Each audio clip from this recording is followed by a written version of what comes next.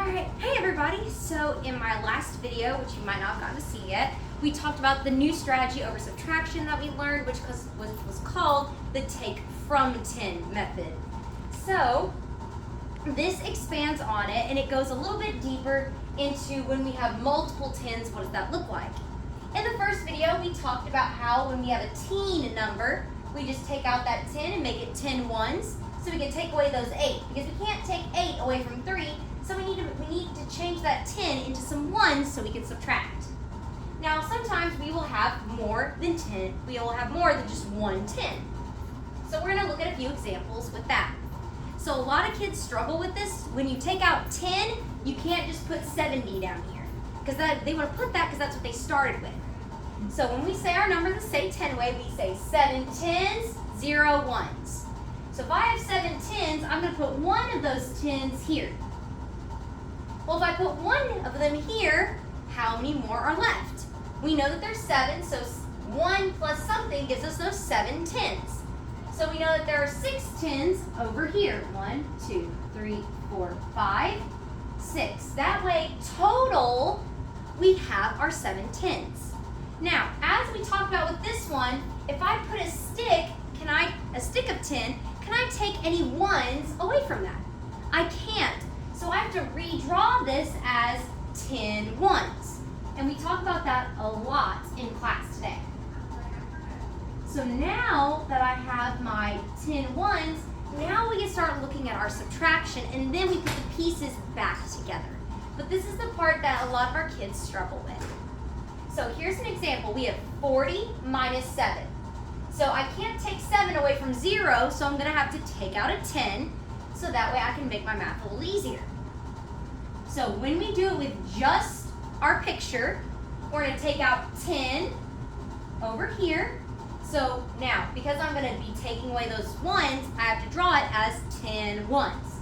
So I go 1, 2, 3, 4, 5, 6, 7, 8, 9, 10. Now, I have 40. 40 in the say 10 way is 4 tens, 0 ones. So I took out 1 10. So how many tens are there? So I have 10, then I'm going to have 20, 30, 40. Now if I look over here, there are 3 tens. I'm going to move them down here so we can see them a little better. So when we count by tens, we have 10, 20, 30 on this side, because we know 3 tens plus 1 10 gives us those 4 tens. Now we can subtract. So some of us know this math fact. 10 minus 7 is 3, but we can cross out to double check. 1, 2, 3, 4, 5, 6, 7. And there are 3 left over. Now most of my kids know this, these are the 2 parts. So now that we subtracted, we got to put our parts back together, because that's what we do in a number bond. So now I have my 30.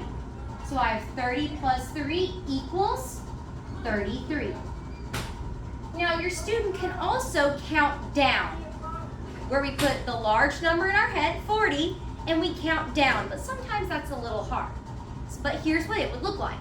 40, 39, 38, 37, 36, 35, 34, 33. And we got the same answer, so we know that our answer is correct.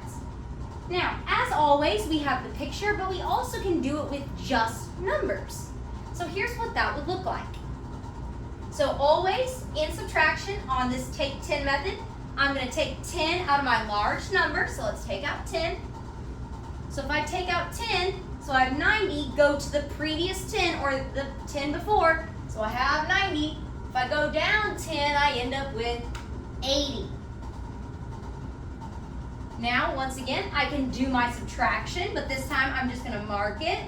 So I have 10 minus 5 is 5, because we know that 5 and 5 are friends of 10, so we know that that's what goes together to make it.